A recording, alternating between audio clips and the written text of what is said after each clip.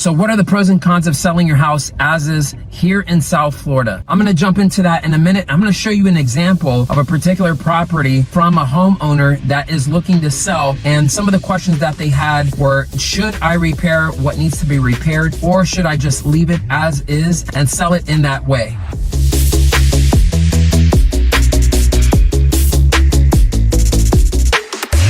All right, so I just got here to the property and I'm gonna walk you through a little bit of the home. I'm not gonna show you the entire home. So I don't wanna expose the home all over the internet just yet until we actually list this house to sell it.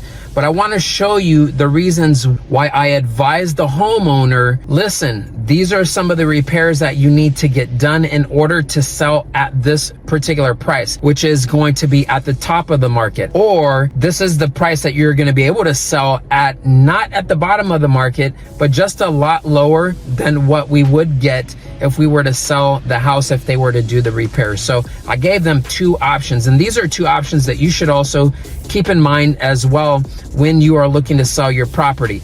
If you have some repairs that need to be done, if they're pretty minor, at least for the most part, you can fix those up. If it needs new paint, interior or exterior, if a couple tiles need to be replaced, if you need to replace some appliances, maybe they're outdated and old, maybe they don't work, maybe you want to showcase the house a little bit better inside of the kitchen area. So there are certain things that you want to take into consideration. Hey, if this is not going to kill my budget, and if it's not going to be a super huge expense out of pocket where I can repair some of the stuff that needs to be repaired in the property, then for sure I would say yes, go ahead and get that repaired. And you also have to be able to look at, if I do repair, what are my expenses going to be, and how much am I going to be able to sell my property for? If I'm looking at $10,000 to $15,000, $20,000 of repair, but I can get a much higher return on my investment when I sell the property, those are things that you should also consider as well. Or you just really don't feel like putting the money into those repairs to be able to sell it, go in with the expectation of selling your house not at top market dollar. Depending on when you are selling your property, whether it's a buyer's market or a seller's market, or if it's kind of fluctuating in between, you really want to speak to your real estate advisor if you have one. If not, definitely seek some advice there. But you want to be able to talk to that individual and ask them, should I repair my house? Should I make these repairs in order to be able to sell at a higher price?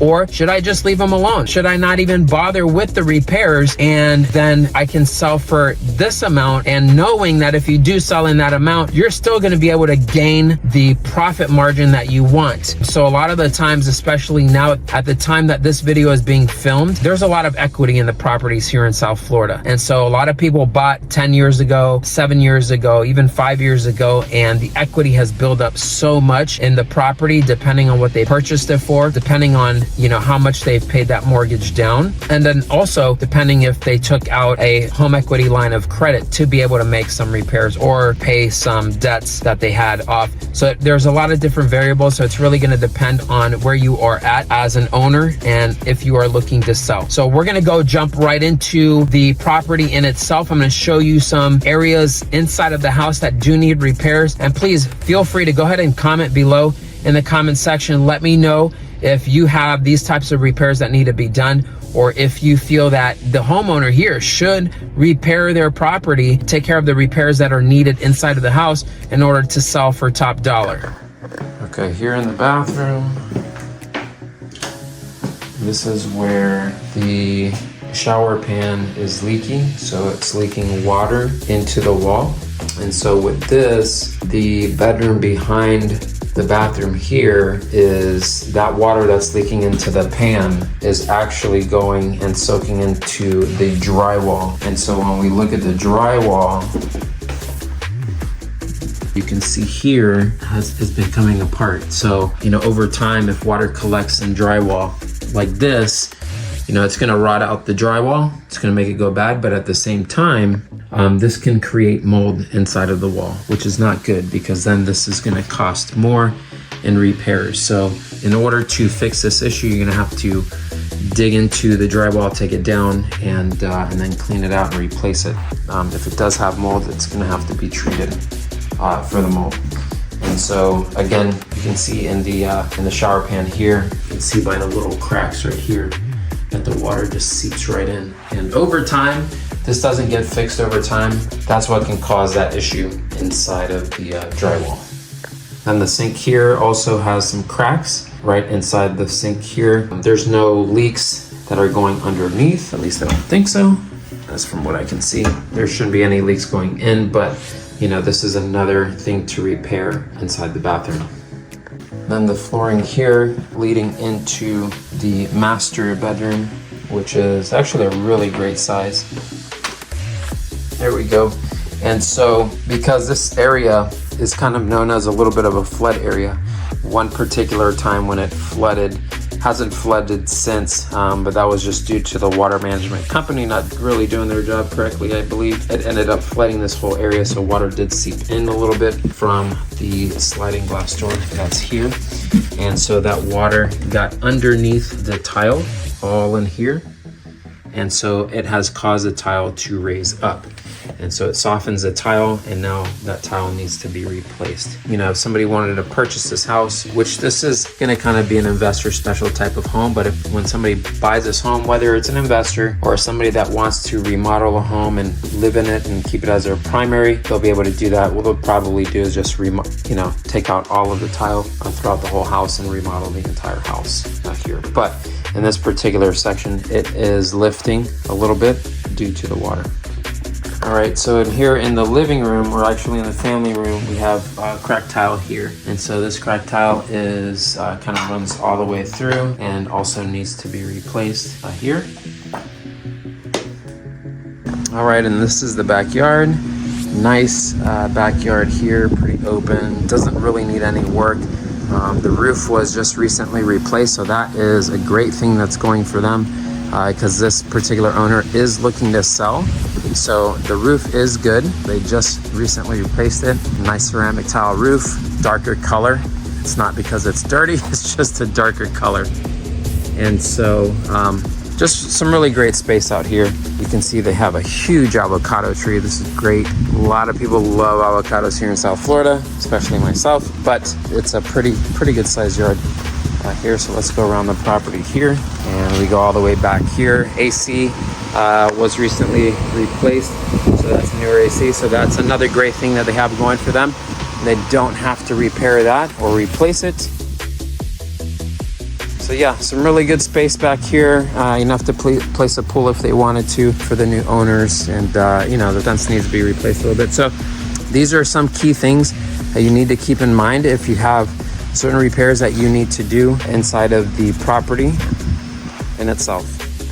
So after looking at the home that we looked at this afternoon, that particular homeowner does need significant repairs. The bathrooms need to be repaired, the floors need to be repaired, the drywall needs to be repaired. And for that owner's position right now, that's not the best and highest use of her property, because she's gonna have to come out of pocket with a lot of money to get those repairs. So if you're thinking about selling your home in as-is condition in South Florida, that means you are selling it in its current condition with any existing defects, which can lead to a quick sale, but often results in a lower selling price due to the potential need for repairs by the buyer. The main pros in this include a fast sale, avoiding repair costs, and attracting investors, while the cons are potentially lower price, a smaller pool of potential buyers, and potential legal complications if you do not disclose the issues properly. So here are the pros of selling as is in South Florida. So number one, you can have a quick sale. So if you're selling as is, that is going to attract buyers looking for a fast deal, especially investors or flippers who are willing to take on those repairs. Number two,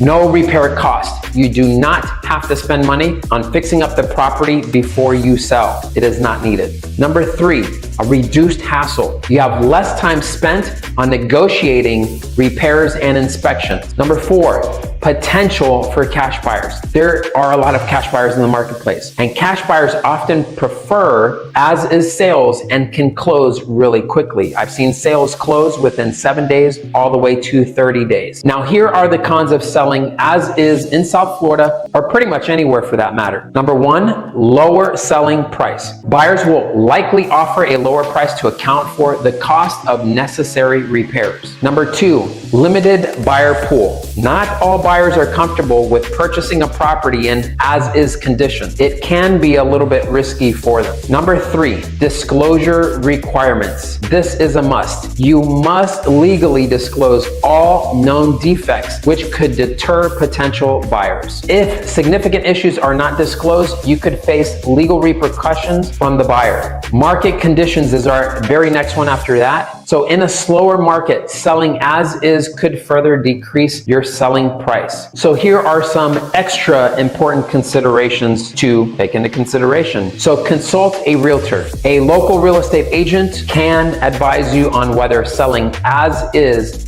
the best option for you based on the market and your property's condition. Accurate disclosures. Be transparent about all known issues with the property to avoid legal problems later. Next is pricing strategy. Set a very realistic selling price that reflects the need for repairs. Don't try to overprice it and think that you're going to get top market dollar for your property, especially if it has a lot of repairs. Home inspections. Even when selling as is, consider offering a home inspection to potential buyers to build that trust. So listen, if you're thinking about selling and you have some repairs that need to be done, I would suggest taking into account what you actually owe on your mortgage, if you have one, and comparing that to what you might be looking at and making those repairs from a financial perspective. This will help to give you a clear understanding of, hey, do I want to put in the work and budget to get this repaired and sell for a much higher price? Or do I just want to sell my property, cash in on what I can get and be done with it? No headaches of repairing, and definitely looking to sell faster than normal. Investors are always looking for great